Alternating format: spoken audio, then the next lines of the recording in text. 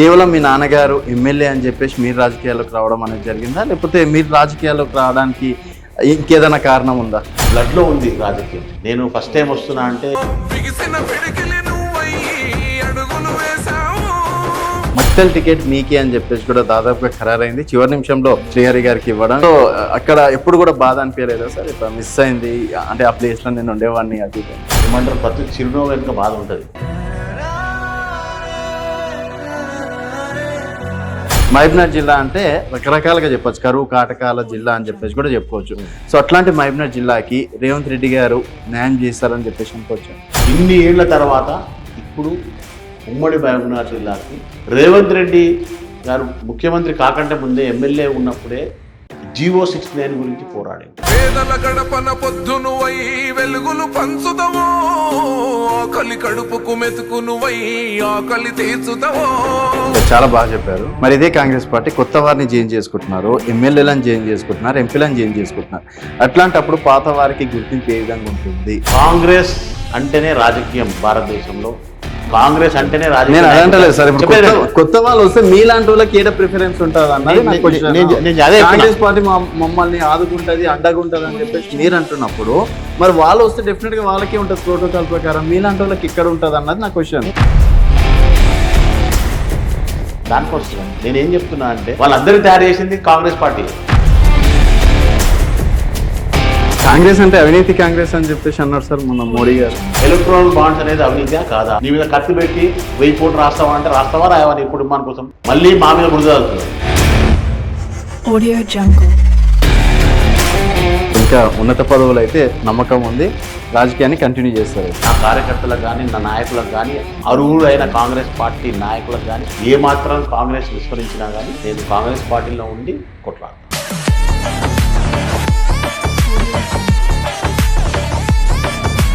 Welcome to Vibrant TV. నేను మీ రాజు. ప్రస్తుతం మనతో పాటు ప్రశాంత్ రెడ్డి గారు ఉన్నారు, నారాయణపేట్ డిసిసి అధ్యక్షులు, కాంగ్రెస్ పార్టీ సీనియర్ నాయకులు. నమస్తే ప్రశాంత్ రెడ్డి గారు. నమస్కారం. సో ప్రశాంత్ గారు, మొత్తానికి కాంగ్రెస్ పార్టీ అధికారంలో ఉండడం, మీరు డిసిసి అధ్యక్షులుగా ఉమ్మడి మహబూబ్నగర్ జిల్లాలో నారాయణపేటకు ఉండడం, సో ఇప్పుడు వంశేంద్ర రెడ్డి గారు ఎంపీ అభ్యర్థిగా ఉన్నారు. సో ఎట్లుంది సార్ రాజకీయాలు అక్కడ? డీకేఆర్ వర్సెస్ ఇక్కడ వంశేంద్ర రెడ్డి.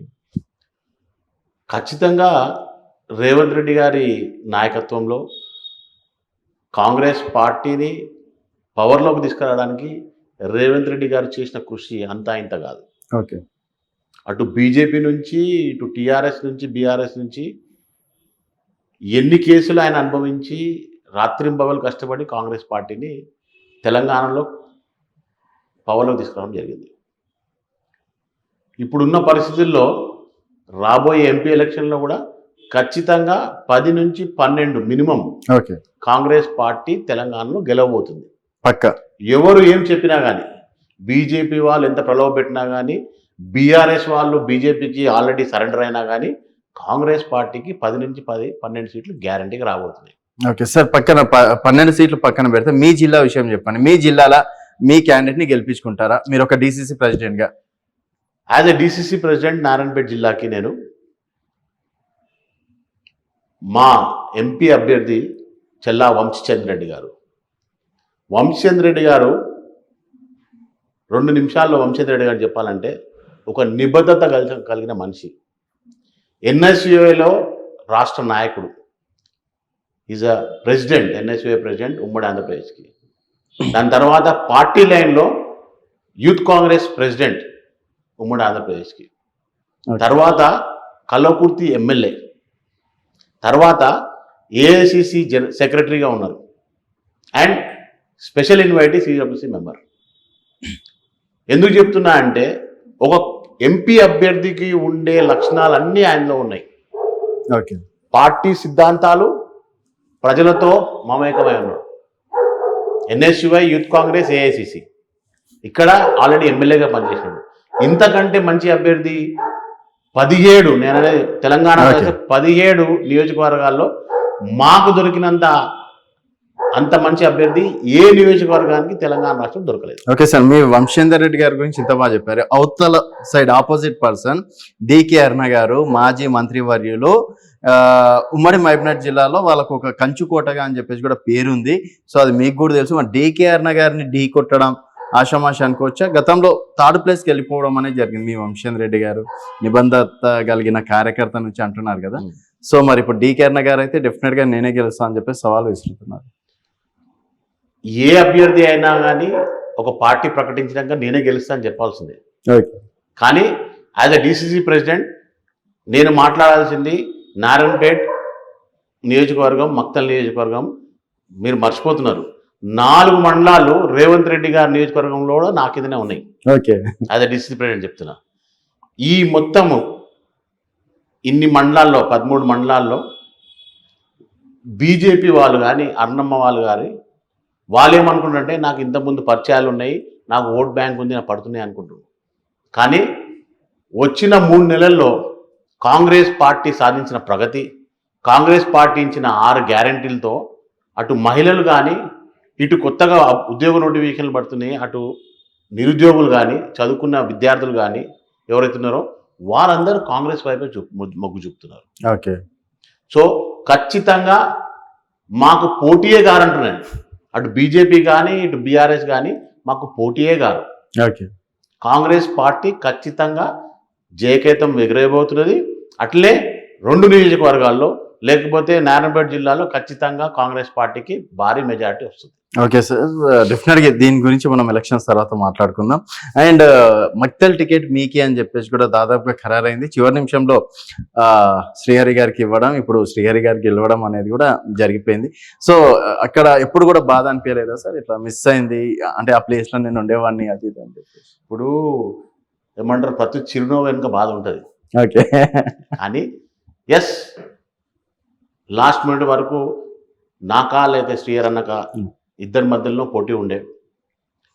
ఈ క్యాస్ట్ ఈక్వేషన్స్ వల్ల ఒక ముదిరాజ్కి ఇవ్వాలి, బలమైన ముదిరాజ్కి ఇవ్వాలి, ముదిరాజ్ పాపులేషన్ ఎక్కువ ఉంది అని రేవంత్ రెడ్డి గారు కానీ అందరూ, దీపదాస్ మున్షి గారు కానీ, అప్పుడు మాణిక్రావు ఠాకరే గారు అందరూ కూర్చోబెట్టి మాట్లాడి ఇట్లా ఈక్వేషన్స్ వచ్చినాయి, ఇది అనాలిసిస్ చేసినాం, దాన్ని బట్టి ఖచ్చితంగా ఇవ్వాలన్నారు. సో బాధ ఉండనే ఉంటుంది. ఎందుకంటే నేను కూడా నాకు టికెట్ ఇచ్చింటే ఎమ్మెల్యే అవుతుంటే ఈరోజు అసెంబ్లీ పోతుంటే అని బాధ ఉంటుంది. కాకపోతే ఒక సంతృప్తి ఏంటంటే శ్రీహరి అన్నకి ఇచ్చినా కానీ మేము అందరం కలిసి పనిచేసినాం. ఇప్పుడు మాకు కావాల్సిన నాయకుడు, మాలో ఒకడు, మాతో తిరిగేవాడు వాడు అసెంబ్లీలో కూర్చున్నా అనే ఒక సంతోషం మాకుంది. ఓకే. సో వర్గభేదాలు అట్లాంటివి అయితే ఏం లేవు? వర్గభేదాలని ఏం లేదు, కలిసి పనిచేసినాము ఎప్పటి నుంచో. ఓకే. రాహుల్ గాంధీ భారత్ జోడో యాత్రలో మేము కలిసి చేసినాము. ఎన్నో అంటే ఏఐసిసి అటు పిసిసి ఏ ఆదేశం ఇచ్చినా అని ఏం చేయమన్నా కానీ కలిసి చేసినాము. ఓకే. అండ్ ప్రశాంత్ రెడ్డి గారు, మీరు ఒక ఉన్నత చదువు చదివి కేవలం మీ నాన్నగారు ఎమ్మెల్యే అని చెప్పేసి మీరు రాజకీయాల్లోకి రావడం అనేది జరిగిందా, లేకపోతే మీరు రాజకీయాల్లోకి రావడానికి ఇంకేదైనా కారణం ఉందా? నేను ఇంజనీరింగ్ చేసిన, మెకానికల్ ఇంజనీరింగ్ చేసిన, చదువు రీత్యా సాఫ్ట్వేర్ ఉండే, తర్వాత నేర్చుకునే రీత్యా బయటికి పోయి వచ్చిన. ఒక 6-7 ఏళ్ళు బయట ఉన్నాను, చదివి వచ్చిన. కానీ అందరికి తెలియని విషయం ఏంటంటే నేను ఎన్ఎస్యులో అమర్చింత నియోజకవర్గం, అప్పుడు దాంట్లో అమర్చింత నియోజకవర్గంలో నేను ఎన్ఎస్యుఐ ప్రెసిడెంట్గా పనిచేసిన. ఓకే. ప్రతి మండలంలో, అప్పుడు పెద్ద పెద్ద మండలాలు, ప్రతి మండలంలో ఎన్ఎస్యుఐ మండల్ మీటింగ్ పెట్టి ఎన్ఎస్యు ఆర్గనైజేషన్కి ప్రతి మండలంలో ఫిల్ చేసినాం. ఓకే. సో నాకు రాజకీయం అనేది కొత్త కాదు. అంటే మా తాతను చూసినా, మా తండ్రిని చూసినా. ఓకే. కాకపోతే ఏంటంటే ఇంట్లో నుంచి మా ఫాదర్ ఉన్నాడు, ఆల్రెడీ 2 సార్లు ఎమ్మెల్యేగా ఉన్నారు, ఓడిపోయిన తర్వాత డిస్ట్రిక్ట్ కోఆపరేటివ్ బ్యాంక్ చైర్మన్గా ఉన్నారు, తర్వాత ఆప్కాప్ చైర్మన్ ఉన్నారు. ఓకే. సో అందరం ఎందుకు ఉండాలని చెప్పి నా వృత్తిరీత్యా, నా కంపెనీలు, నా వృత్తి, నా జాబ్ రీత్యా ఉన్నాం. తర్వాత రావాలనుకున్నాము, వచ్చినాము. ఓకే. లక్ బై ఛాన్స్ కాదు, ముందు నుంచే.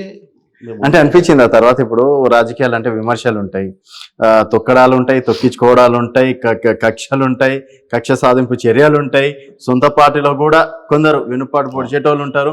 ఇవన్నీ ఎందుకు, ప్రశాంతంగా జాబ్ చేసుకుంటున్నాం కదా, ప్రశాంతంగా ఉద్యోగాలు అట్లా ఏమైనా అనిపించిందా మీరు? దానికంటే ముందు ఒకటి బ్లడ్లో ఉంది రాజకీయం. ఓకే. నేను ఫస్ట్ టైం వస్తున్నా అంటే ఇవి నాకు తెలియదు. నేను ఫస్ట్ టైం వస్తున్నా అంటే మీరు చెప్పిన కుట్రలు, కుతంత్రాలు, రాజకీయము, మాటలు, ఈ మాటల్లో ఎత్తిపొడుసలు ఉంటాయి. కానీ ఎప్పటి నుంచో చూస్తున్నాము, చూస్తూ పెరిగినాము. సో ఇవన్నీ సహజంగా నాకు వచ్చిన లక్షణాలు, గుణాలు. కానీ సో దానికి అన్నీ అధిగమించుకుంటేనే ప్రజలతో ఉండాలి, ప్రజలకు మంచి చేయాలి, మన నియోజకవర్గం బాగుపడాలి, మన ఊరు బాగుపడాలి, కాంగ్రెస్ పార్టీని నమ్ముకున్న వాళ్ళకి ఏదో ఒకటి చేయాలి. వాళ్ళందరూ 10 ఏళ్ళు కష్టపడ్డారు, ఇప్పుడు కూడా నష్టపోతారని చెప్పి వాళ్ళ కోసం ఖచ్చితంగా మనం కూడా మన పార్టీ వచ్చింది అధికారంలోకి, మన పార్టీ రావాలి అధికారంలోకి, నా గురించి కాకుండా అని మన నాయన నమ్ముకున్న వాళ్ళ కానీ కాంగ్రెస్ పార్టీ నమ్ముకున్న వాళ్ళకి మంచి చేయాలనే ఒక తాపత్రయంతో పనిచేసినాం, గెలిపించుకున్నాము. ఇప్పుడు ఏదైతే 6 గ్యారెంటీలు ఉన్నాయో, ఇండ్లు కానీ భూములు కానీ అంటే కొన్ని చేస్తూ ఉంటారు, నిరుద్యోగులకు ఉద్యోగాలు కానీ, ఇవన్నీ కూడా కాంగ్రెస్ పార్టీ కార్యకర్తలకు అర్హులైన ప్రతి ఒక్కరికి చేరేసే బాధ్యతగా నా ఉంది. అంటే నాకు ఎమ్మెల్యే టికెట్ రాలేదు ఇంకొకరికి వచ్చిందని మాత్రం వదిలేసేది లేదు కదా, అది మెయింటైన్ చేయాలి. సో ప్రజాసేవ అనేది ఎప్పటి నుంచో ఉంది, కంటిన్యూ చేస్తారు. అవసరమైతే కార్యకర్తల కోసం ప్రతిపక్షంలో కూడా ఉంటారు, అవసరం అయితే పార్టీలో ఉండి ప్రతిపక్షంగా చేస్తారు. పార్టీలో ఉండి ప్రతిపక్షంగా చేస్తారు. ఎందుకంటే కార్యకర్తలకు, నిజమైన కార్యకర్తలు జెండా మోషన్లో 10 ఏళ్ళకి వెళ్ళి అనుభవించిన కేసులు ఏమి లేకుండా కానీ ఉట్టి వాళ్ళందరి కోసం కష్టపడాలి. అయితే చాలా బాగా చెప్పారు. మరి ఇదే కాంగ్రెస్ పార్టీ కొత్త వారిని జాయిన్ చేసుకుంటున్నారు, ఎమ్మెల్యేలను జాయిన్ చేసుకుంటున్నారు, ఎంపీలను జాయిన్ చేసుకుంటున్నారు. అట్లాంటప్పుడు పాత వారికి గుర్తింపు ఏ విధంగా ఉంటుంది? ఏ పార్టీ అయినా కానీ ఒకటి చెప్పండి నాకు, ఇక్కడున్న బీఆర్ఎస్ పార్టీ కానీ, ఇంతకుముందు టీడీపీ పార్టీ కానీ, ఇప్పుడున్న బీజేపీ పార్టీ కానీ, ఏ పార్టీలో లేరు కాంగ్రెస్ నాయకులు. కాంగ్రెస్ అంటేనే రాజకీయం భారతదేశంలో, కాంగ్రెస్ అంటేనే రాజకీయం. నేను అదంటలేదు సార్, ఇప్పుడు కొత్త వాళ్ళు వస్తే మీలాంటి వాళ్ళకి ఏదో ప్రిఫరెన్స్ ఉంటుంది అన్నది నా క్వశ్చన్.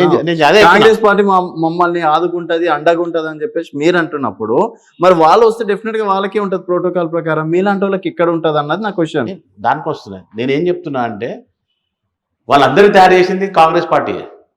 మీరు అనే క్వశ్చన్కి సూటిగా సమాధానం ఏంటంటే, ఇప్పుడు ఎవరైతే కాంగ్రెస్ పార్టీ టికెట్ ఆశించిండ్రు, ఎవరికైతే కాంగ్రెస్ పార్టీ టికెట్ ఇవ్వలేకపోయినామో వాళ్ళందరికీ 40 మంది కార్పొరేషన్లు ఇచ్చినాం. అంటే న్యాయం చేయలేదా? చేసినాం. దాంట్లో కూడా ప్రతి ఒక్క క్యాస్ట్కి, ప్రతి ఒక్క కులానికి సంబంధించిన వాళ్ళు ఎవరైతే కష్టపడ్డారో మన ఎలక్షన్లో, ప్రతి ఒక్కరు ఎవరైతే కాంగ్రెస్ పార్టీ విజయానికి కష్టపడ్డారో వాళ్ళందరికీ ఇచ్చినాం. ఎస్, 10%, 20% అటు నుంచి ఇటు, ఇటు నుంచి అటు ఎప్పుడు ఉంటాయి. అది ఆపలేమో, చేయలేము కూడా. ఒక ఊరుంది, సర్పంచ్ ఉన్నాడు, సర్పంచ్ నచ్చక వేరే పార్టీకి పోతారు. సర్పంచ్ మనవడైనప్పుడు వాళ్ళందరూ వస్తారు, ఓటేస్తారు, అందరు కలిసి ఓట్లు వేస్తే గెలవాలి. సో కాంగ్రెస్ పార్టీ అందరి గురించి ఆలోచిస్తుంది. Congress party under Revanth Reddy leadership మొన్న 37 కార్పొరేషన్ చైర్మన్లు ఇచ్చింది. ఎందుకు ఇచ్చారు మరి? అందరు కొత్తలోకి ఇవ్వచ్చుగా. ఎంతమంది కొత్త ఉన్నా కానీ ఇప్పుడు ఎంతమంది రీసెంట్ గా వచ్చిన వాళ్ళకి కార్పొరేషన్లు ఇచ్చిండ్రో కూడా చెప్తాను. ఎంతమంది రీసెంట్గా వచ్చిన కార్పొరేషన్లు ఇచ్చినా చాలా తక్కువ, చాలా తక్కువ. ఎవరికైతే ఆల్రెడీ ప్రామిస్ చేసిన కార్పొరేషన్ చైర్మనా లేకపోతే ఏదో వచ్చినాక పదవి, రేవంత్ రెడ్డి గారు ఒకటే మాట అన్నారు, ఒకసారి మనం అందరం కష్టపడి గెలిస్తే 119 ఎమ్మెల్యేలు కాదు, ఇంకా 100 మంది కార్పొరేషన్ చైర్మన్లు కావచ్చు, 100 మందికి పదవి వస్తున్నారు. ఆ నిబద్ధత మీద ఆయన ఉన్నారు. అందరికి ఇస్తున్నారు. సో మీకు డీసీసీ ప్రెసిడెంట్ చాలా సార్? డీసీసీ ప్రెసిడెంట్ తొలి మెట్టు. ఇక్కడతో ఆగేది కాదు ప్రయాణం, తొలి మెట్టు. తర్వాత మిమ్మల్ని చూసుకుంటుంది అనుకోవచ్చా? 100% నాకు ఆ నమ్మకం ఉంది. ఎందుకంటే నమ్మకం ఉంది. ఎలక్షన్స్ టైంలో మీకు బీఆర్ఎస్ నుంచి కూడా బంపర్ ఆఫర్ రావడం అనేది జరిగింది, ఆ టైంలో తిరస్కరించడం అనేది కూడా జరిగింది. ఇప్పుడు తిరస్కరించడం 100% కరెక్ట్. ఎందుకంటే ఇప్పుడు మంచిగా అయింది. ఇప్పుడు మంచి కాదు. 40 సంవత్సరాల నుంచి మా ఇంట్లో కానీ, మా తాత కానీ, మా ఫాదర్ కానీ, మా తండ్రి గారు కానీ కాంగ్రెస్ పార్టీని వదిలిపెట్టి పోలేదు. ఆయన యాప్కాప్ చైర్మన్ ఉన్నప్పుడే, ఉమ్మడి ఆంధ్రప్రదేశ్ చైర్మన్ అప్పుడు, తెలంగాణ ఫామ్ అయినప్పుడు టీఆర్ఎస్ వాళ్ళు అప్పుడు వచ్చి అనకి మీరు కంటిన్యూ కానీ మీకు ఇస్తామని అప్పుడే వదులుకున్నాం. మీరు పెద్ద పని కాదు. వారసత్వంలో అట్లీస్ట్ ఆ పార్టీకి నేను న్యాయం చేస్తున్న పార్టీ వారసత్వం తీసుకున్నాను. సో తిరస్కరించిన నాతో చెప్పినా కదా మీకు, ఇంత నాతో కూర్చోబెట్టి మాట్లాడిండ్రు, ఇట్లా ఇస్తున్నాం, ఇట్లా ఇస్తాం, తర్వాత నీకు అవకాశం దొరుకుతుంది అని. ఎస్, అవకాశం దొరుకుతుంది, నేను వెయిట్ చేస్తున్నా, ఆ నమ్మకం నాకు ఉంది. అయితే ఇప్పుడు రేవంత్ రెడ్డి గారు మన ఉమ్మడి మహబూబ్నగర్ జిల్లా సీఎం కావడం అనేది ఒక రకంగా మహబూబ్నగర్ జిల్లా అదృష్టం అనుకోవాలి. ఎందుకంటే మహబూబ్నగర్ జిల్లా అంటేనే వలసల జిల్లా, మహబూబ్నగర్ జిల్లా అంటేనే పేదరికం జిల్లా, మహబూబ్నగర్ జిల్లా అంటే రకరకాలుగా చెప్పొచ్చు, కరువు కాటకాల జిల్లా అని చెప్పేసి కూడా చెప్పుకోవచ్చు. సో అట్లాంటి మహబూబ్నగర్ జిల్లాకి రేవంత్ రెడ్డి గారు న్యాయం చేస్తారని చెప్పేసి అనుకోవచ్చు. తెలంగాణ ఎప్పుడైతే ఫామ్ అయిందో అప్పుడు బూర్గుల రామకృష్ణ గారు ఫస్ట్ ముఖ్యమంత్రి మహబూబ్నగర్ నుంచి అయ్యారు. Okay. If I'm not wrong. తర్వాత ఇన్ని ఏళ్ల తర్వాత ఇప్పుడు ఉమ్మడి మహబూబ్నగర్ జిల్లాకి రేవంత్ రెడ్డి అనే వ్యక్తి ద్వారా కాంగ్రెస్ పార్టీ గెలిచి ముఖ్యమంత్రి కావడం జరిగింది. రేవంత్ రెడ్డి గారు ముఖ్యమంత్రి కాకంటే ముందే ఎమ్మెల్యే ఉన్నప్పుడే చిన్న ఎగ్జాంపుల్ చెప్తాను. ఓకే. జీవో 69 గురించి పోరాడాడు. టీఆర్ఎస్ గవర్నమెంట్ వచ్చినాక జీవో 69 రద్దు చేశారు. జీవో 69 ఏంటంటే ఏదైతే మహబూబ్నగర్ జిల్లాలనే ఇంకా అత్యంత వెనుకబడిన నియోజకవర్గాలని ఏరియాలని మక్తల్, నారాయణపేట, కొడంగల్ ఇక్కడ వలసలు ఎక్కువ. ఓకే. హైదరాబాద్ కానీ బాంబే కానీ గుజరాత్ కానీ ఎక్కువ పోతారు. ఎందుకంటే నీళ్ళు లేవు, సాగు చేసుకోవడానికి నీళ్ళు లేవు, కరెంట్ ఉండదు. దానికి ఆయన ఎప్పుడో ఎమ్మెల్యే అయినప్పుడే జీవో 69 కావాలి, మాకు జూరాల నుంచి భీమా నుంచి లిఫ్ట్ చేసుకొని నీళ్ళు తెచ్చుకుంటే ఒక 50,000 ఎకరాల వరకు నీళ్ళు పడతాయి అనేదాన్ని. ఓకే. దానికి ఆల్రెడీ నాంది వేసేసిండ్రు. 2,932 కోట్లు మంజూరు కూడా అయినాయి. ఓకే. మీరు అడిగే ప్రశ్నకి సూటి జవాబు అంటే ఎస్, ఆల్రెడీ ఆచరణలో ఉంది. మహబూబ్నగర్ జిల్లాకు రేపు పొద్దున ఈ మొత్తం వెనుకబడిన ప్రదేశాల కాకుండా ఇంకా వేరే ప్రదేశాలకు కూడా నీళ్ళు వస్తాయి, నిధులు వస్తాయి, నియామకాలు వస్తాయి. సార్ ఇప్పుడున్న పరిస్థితిలో కొత్త ఫ్యాక్టరీలు వస్తాయి. సరే సార్, ఇప్పుడున్న పరిస్థితిలో 6 గ్యారెంటీల అమలు కావడం ఇంపాసిబుల్. త్వరలో కాంగ్రెస్ కూలిపోతుందని చెప్పేసి అదే బీజేపీ అంటుంది, బీఆర్ఎస్ నేతలు కూడా అదే అన్నారు. దానికి కౌంటర్గా కూడా రేవంత్ రెడ్డి గారు వేశారు. సో అది కూలిపోవడం అనేది పక్కన పెడితే దాదాపుగా మీరు యూత్ డిక్లరేషన్, రైతు డిక్లరేషన్, మహిళా డిక్లరేషన్, తర్వాత SC declaration, ST declaration, minority declaration, ఇట్లా చెప్పుకుంటూ పోతే దాదాపుగా 400 పైచిలకు వరాలు ఇవ్వడం అనేది జరిగింది, హామీలు ఇవ్వడం అనేది జరిగింది. డెఫినెట్గా నెరవేరుస్తారని చెప్పేసి అనుకోవచ్చా? అవన్నీ కాగితాలకే పరిమితం చేస్తారా? కాంగ్రెస్ పార్టీ ఎలక్షన్ ముందు మేనిఫెస్టో కమిటీ అని ఒక కమిటీని ఇస్తారు. దానికి లాస్ట్ టైం శ్రీధర్ బాబు గారు అధ్యక్ష వహించారు, ఇప్పుడు మంత్రివర్యులు. ఎందుకు చెప్తున్నా అంటే ఎప్పుడైతే మేనిఫెస్టో కమిటీ అరేంజ్ చేస్తారో ప్రతి ఒక్కరి దగ్గర నుంచి అడుగుతారు, మనకు మేనిఫెస్టోలో ఏం చేస్తే బాగుంటుంది, మన ప్రజానికానికి, తెలంగాణ ప్రజానికానికి ఏం చేస్తే బాగుంటుంది, ప్రతి ఒక్కరు తీసుకుంటారు. ఏదైతే సాధ్యం అవుతుందో, ఏదైతే సాధ్యం చేయొచ్చో, మనం రాబోయే కాలంలో మనం ఉండేది 5 ఏళ్ళు అనుకుందాం, తర్వాత మళ్ళీ ఎలక్షన్, దానికి ఏదైతే సాధ్యమవుతుందో, దానికి అనుగుణంగా ఇప్పుడున్న అప్పులకు దానికి ఏదైతే సాధ్యమవుతుందో దాన్ని బట్టే మేనిఫెస్టో తయారవుతుంది. ఓకే. మీరు అంటారు ఎస్సీ కార్పొరేషన్ కానీ ఎస్టీ కార్పొరేషన్ కానీ, ఉట్టి ఎస్సీ కార్పొరేషన్ వదిలేదే, ఎస్సీలో 3 కార్పొరేషన్లు, ఎస్టీలో 3 కార్పొరేషన్ చేసినాం.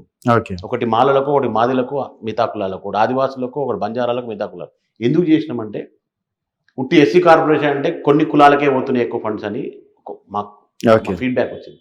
అట్లని 3 కార్పొరేషన్ చేసినాం. మొత్తం ఉన్న అమౌంట్ ఒక్క దగ్గర చేయకుండా దాన్ని డిస్ట్రిబ్యూట్ చేసినాం. ఓకే. ఖచ్చితంగా వాళ్ళకి చేరాలని. ఇట్లే ప్రతి ఒక్క 6 గ్యారంటీస్ కూడా, 6 గ్యారంటీస్లో ఆల్రెడీ 5 గ్యారంటీస్ ఆల్రెడీ ఇచ్చేసినాం. 100 రోజులు ఇస్తామని 100 రోజులు ఇచ్చేసినాం. ఆల్రెడీ మహిళలు ఎంజాయ్ చేస్తున్నారు ఫ్రీ బస్ని, ఎక్కడ పోవాలంటే అక్కడ పోతున్నారు. సిలిండర్ 500 రూపాయలకి ఇస్తున్నాం. ఫ్రీ కరెంట్ ఇస్తున్నాం 200 యూనిట్లు. జాబ్ మేళా పెట్టినాం. 2014 తర్వాత వచ్చిన 100 రోజులనే 30,000 జాబ్ ఇస్తున్నాం.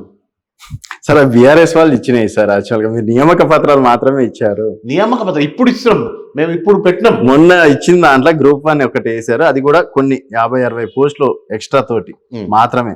తర్వాత గురుకులాలు ఒక 11,000 వేసారు తప్పించి 30,000 అనేటివి. సార్ ఇక పోలీసువి రాలేదు, వస్తాయి. అరే రాలేదు, 30,000 అనేది అది టీఆర్ఎస్ గవర్నమెంట్ లో ఓకే అయిన జాబులు సార్. మరి వాళ్ళు ఎందుకు ఇవ్వలేదు? వాళ్ళు ఇచ్చారు, మీరు నియామక పత్రాలే ఇచ్చారంటే. నేను అనేది 10 ఏళ్ళు నువ్వు రాజకీయంలో ఉండి, 10 ఏళ్ళు నువ్వు అధికారంలో ఉండి, ఇప్పుడు మేము ఇస్తున్నామంటే ఎవరు నమ్ముతారు అనేది? ఓకే చెప్పండి. మీకు అవకాశం ఉంది, ఎలక్షన్ ముందు ఎందుకు ఇవ్వలేదు? మీరు మీ ఓట్లు పడతాయి కదా సార్, ఎందుకు ఇవ్వలేదు? సో ఇప్పుడు డెఫినెట్గా వాళ్లకు నిబద్ధత లేదు. టిఆర్ఎస్ కి ఇక్కడ తెలంగాణలో ఉన్న యువతని మాయమరుపు చేయాలి, వాళ్ళకు గొర్రెలు బర్రెలు తప్ప వేరేది ఇవ్వద్దనే లక్ష్యంతోనే పనిచేసేవాళ్ళు. మేము అట్లా కాదు, కాంగ్రెస్ పార్టీ అట్లా కాదు. కాంగ్రెస్ పార్టీ కాంగ్రెస్ అంటే అవినీతి కాంగ్రెస్ అని చెప్పేసి అన్నారు సార్ మన మోడీ గారు అవినీతి కాంగ్రెస్ అంటున్నారు. సింపుల్ ఎగ్జాంపుల్, నేనేం పెద్ద పోను వెనక్కి, ఎలక్ట్రల్ బాండ్స్ అనేది అవినీతియా కాదా? నీ మీద కత్తి పెట్టి 1000 కోట్లు రాస్తావా అంటే రాస్తావా, రాయవా నీ కుటుంబాని కోసం? అదే చేసిండు ఆయన. ఓకే. మళ్ళీ మా మీద బురద చల్లుతున్నారు. అఫీషియల్గా ఈ ఇచ్చిన కంపెనీలు చూడండి, అన్ని లూట్ మార్ కంపెనీలు, లాటరీ కంపెనీ అంట. ఓకే. లాటరీ కంపెనీ ద్వారా 2,600 కోట్లు తీసుకుంటూ లిస్టెడ్ కాదు. ఎట్లా ఇచ్చినండి వాడు మీకు? మీరు వాళ్ళు సపోర్ట్ చేస్తున్నట్టుగా ప్రజల పైసలే కదా వాడిని, వాడు దొంగ, వాడు మోసం చేసి తీసుకునేది. మరి ఎవరు మోసం చేస్తుండ్రు? ఎవరికి మోసం చేస్తుండ్రు? సో కేంద్రంలో 400 సీట్లు అంటున్నారు సార్ వాళ్ళు. ఓడిపోయే దానికి 400 సీట్లు కావచ్చు, 436 సీట్లు కూడా చెప్పుకోవచ్చు. ఓకే. ఈరోజు సర్వేలో చూడండి, కంటాబద్ధంగా చెప్తున్నాను, బీజేపీకి ఉత్తరప్రదేశ్నే 36 సీట్ల కంటే ఎక్కువ దాటు. ఓకే. మీరు అంటున్నారు కదా ఎలక్షన్ తర్వాత మళ్ళీ కలుద్దాం అనుకోండి, కలుద్దాం మళ్ళీ. Sure sir. తెలంగాణలో సార్? తెలంగాణలో అదే స్టాండ్, 10 to 12 సీట్స్ వస్తాయి, ఖచ్చితంగా వస్తాయి, పక్కా వస్తాయి. సో ప్రశాంత్ రెడ్డిని నమ్ముకున్న కార్యకర్తల పరిస్థితి? ప్రశాంత్ రెడ్డిని నమ్ముకున్న కార్యకర్తల పరిస్థితి తప్పకుండా కాంగ్రెస్ పార్టీ ప్రశాంత్ రెడ్డి ద్వారా వారికి న్యాయమే చేస్తుంది. ఓకే. సో ఇంకా ఉన్నత పదవులు అయితే నమ్మకం ఉంది, రాజకీయాన్ని కంటిన్యూ చేస్తారు అయితే? ఉన్నత పదవులు నమ్మకం ఉంది, ఖచ్చితంగా. రాజకీయం అనేది వారసత్వంగా వచ్చింది, మంచి రాజకీయమే వచ్చింది వారసత్వంలో నాకు. ఖచ్చితంగా కంటిన్యూ చేస్తాము, ప్రజాసేవలోనే ఉంటాము. నేను ముందే చెప్పిన, ఒకవేళ నా కార్యకర్తలకు కానీ నా నాయకులకు కానీ అర్హులైన కాంగ్రెస్ పార్టీ నాయకులకు కానీ ఏమాత్రం కాంగ్రెస్ విస్మరించినా కానీ నేను కాంగ్రెస్ పార్టీలో ఉండి కొట్లాడతాను, ఖచ్చితంగా వాళ్ళకి న్యాయమయ్యేటట్టు చేస్తాను. అండ్ వంశీచందర్ గారు అయితే పక్కా ఎంపీ. వంశీచందర్ రెడ్డి గారు నేను చెప్పిన, ఇంతకుముందు ఆయన లక్షణాలు చెప్పిన ప్రతి ఒక్క బూత్ లెవెల్ కమిటీలు, ప్రతి ఒక్క బూత్ లెవెల్ ఏజెంట్లను, ప్రతి విలేజ్ కమిటీలను, మండల్ కమిటీలను, అలాగనే మన అన్ని కమిటీలు ప్రతి ఒక్కటి ఆల్రెడీ మేము రీచ్ అయినాం. వంశీచందర్ రెడ్డి గారు 17 నియోజకవర్గాల్లో ఫస్ట్ అభ్యర్థి ప్రకటించకంటే ముందే 7 నియోజకవర్గాల్లో తిరిగి 7 నియోజకవర్గాల్లో మీటింగ్ పెట్టుకున్నాం, పాదయాత్ర చేసినాము, పబ్లిక్ రీచ్ అయినాం, పబ్లిక్ స్పందన గొప్ప. మీ జిల్లా నుంచి ఎంత మెజార్టీ ఇస్తున్నారు సార్ మీరు? మా జిల్లా అని చెప్పినా కదా, అటు మక్తల్ కానీ, ఇటు నారాయణపేట కానీ, కొంత భాగం కొడంగల్ కానీ, దాదాపు నేను అనుకోవడం ఎక్కువ ఎగ్జాజరేట్ చేయకుండా ఒక 25,000 నుంచి 40,000 మెజార్టీ పక్కా. 25 ఎలక్షన్స్ తర్వాత మాట్లాడదాం సార్. యూపీది ఒకటి చెప్పిండ్రు, వంశీచందర్ గారి గురించి చెప్పారు, కార్యకర్తల గురించి కూడా చెప్పడం అనేది జరిగింది. సో ఫైనల్ గా ప్రశాంత్ రెడ్డి గారి గురించి చెప్పాలంటే ఏం మాట్లాడుకోవచ్చు? ఎందుకంటే మీకు ఎలక్షన్స్ అప్పుడు యూత్ ఫాలోయింగ్ బాగుండే సార్, యువకులు పెద్ద ఎత్తున మీ ఎంబడి రావడం కావచ్చు, తిరగడం కావచ్చు, సోషల్ మీడియాలో కూడా ఎప్పుడు యాక్టివ్గా ఉండడం కావచ్చు. సో యూత్ అంతా ఇప్పటికీ ఉన్నారా సార్ మీ ఎంబడి? ఇప్పటికీ మేము సోషల్ మీడియాలో యాక్టివ్ ఉన్నాం. ఇప్పటికీ కాంగ్రెస్ పార్టీ ఏమేమి తెస్తుందో కాంగ్రెస్ పార్టీ ప్రజలకు తీసుకుపోవడానికి ఇప్పటికి కూడా మేము యాక్టివ్ ఉన్నాం. యూత్ అంతా నాతో పాటు ఉన్నారు. ఓకే. ఏదైతే యూత్ ఫాలోయింగ్ ఉందో అంతా కాంగ్రెస్ పార్టీతో ఉన్నారు. ఖచ్చితంగా అదే చెప్తున్నా, ఇక్కడ పులి స్టాప్ లేదు, సాగిపోవడమే రాజకీయం అంటే, సాగిపోవడమే రాజకీయం అంటే, ప్రజాసేవ చేయడమే. ఏ రోజైతే ప్రజాసేవ చేయలేకపోతామో ఆ రోజు రాజకీయ సన్యాసం తీసుకుంటాం. పక్కా. Sure sir. ఎంపీ ఎలక్షన్స్ తర్వాత మాట్లాడదాం, డెఫినెట్ గా కలుస్తాం. ఫస్ట్ మీ దగ్గరికి వస్తా సార్. అండ్ నేను వంశీ గారితో ఇంటర్వ్యూ చేసినా కూడా అంటే ఇంత కాన్ఫిడెన్స్ గా మీ దగ్గర చాలా అనిపిస్తుంది. చూద్దాం sir. Thank you sir, thank you so much. So ఇది ప్రశాంత్ రెడ్డి గారితో స్పెషల్ ఇంటర్వ్యూ. మరొక గెస్ట్ తో మళ్ళీ కలుద్దాం. చూస్తూనే ఉండండి వైబ్రెంట్ టీవీ.